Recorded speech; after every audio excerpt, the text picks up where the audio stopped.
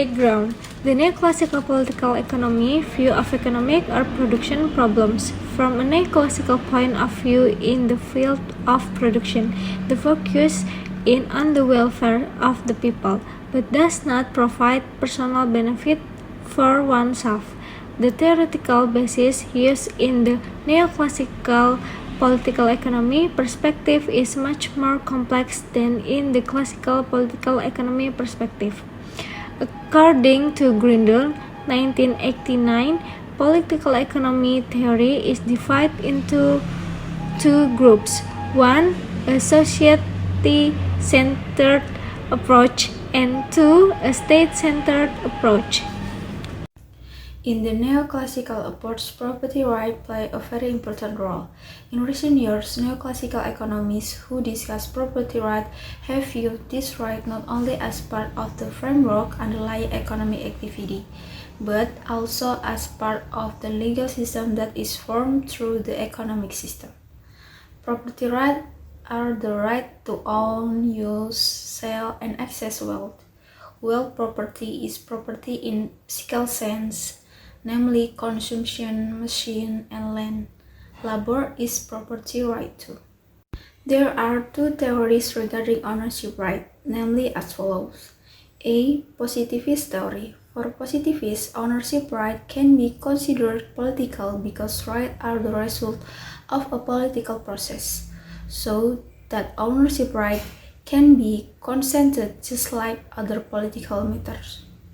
B. Property rights are not static. Ownership rights refer to an initial condition that is a condition for exchange relationship to occur, but the nature and extent of ownership right can change in subsequent development. Externality. Externality are impact from transaction on a third party who are not involved in the transaction, that do not pass through the price system and appear as united side effect from the activity of other people or other company. In a market, all transactions are private. If a third party is involved, the third party is usually compensated or charged a fee. All costs borne by producer are the same as the costs borne by society, and the profit obtained by producer are the same as the profit obtained by society. The government can overcome externality by means of fine and subsidy through price, government regulation by implementing standard and threat of punishment. In other words, a binding prohibition is a given. The government can also conduct trial. This means that the injured party can take the matter to court. 3. Public goods. In the neoclassical view, public goods are a market failure because public goods that many people need often cannot be created or profited by the market. The general nature of public goods is that they are non-exclusive and not rival. A good is said to be non-exclusive if there is no way to channel the profits from the good only to those who have paid, but those who do not buy the good can still use it.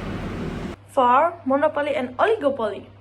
Two forms of deviation from perfectly competitive markets. A monopoly occurs when one firm controls the entire market, while an oligopoly occurs when several firms control most of the market in a sector, allowing them to set higher prices.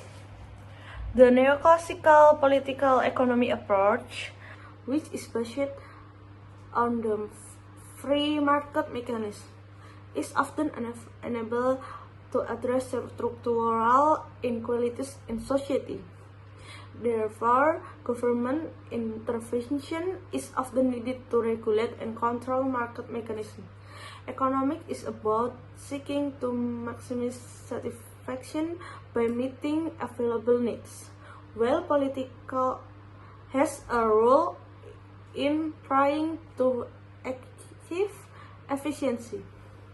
The difference between the economic view that view human needs as unlimited, scarce research, income distribution, and economic growth and the role of politics as an alternative instrument in achieving goals that cannot be efficiently achieved by the market. In the point 5, we will discuss about political economy from a neoclassical perspective. Neoclassical political economy is a logic of economy thinking that is limited by circumventage in the theoretical structure. Neoclassical economy sees market condition as an institution that allows change in the aesthetic research and the money they have to be used optimally. However, if we connect neoclassical political economy with the impact of free trade in Indonesia, it can be seen in the supply and demand aspect, which are left to market merchant. In the case to reduce the level of freedom of market merchant in the process of establishing effect price level, government intervention is needed to prevent market failure. And then, in Indonesia itself, neoclassical political economy with free market merchants was considered unable to overcome structural inequality. So, structuralism was changed to be over toward careful and in-depth structuring and restructuring, such as in point A, restructuring of ownership and control of economic asset directed through triple CO, which consists of CO ownership, CO determination, and CO responsibility. In point B, allocation restructuring regarding the allocation of development fund.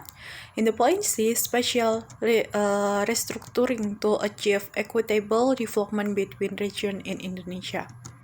In point D, sectoral restructuring to achieve a dynamic balance between the industrial and agricultural sector. Tax restructuring as means of redistribution, and then F, strategic restructuring to strengthen economy independence, restructuring mindset or cultural reorientation, and social and cultural reorientation. Restructuring is not perfect.